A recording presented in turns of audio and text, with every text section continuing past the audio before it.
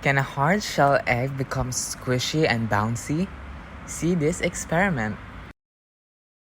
Materials needed: 1 raw egg, vinegar, glass or bowl.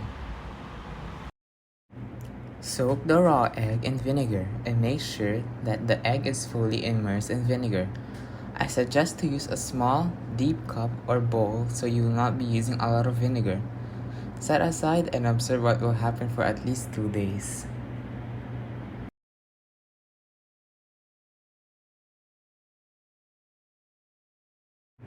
After 24 hours, bubbles are formed around the egg. The egg feels warm and the color is starting to separate. After 48 hours, the shell was broken down and became powder-like in consistency. The egg became soft and bouncy. You can somewhat see the yolk inside. The egg is also a bit bigger in size.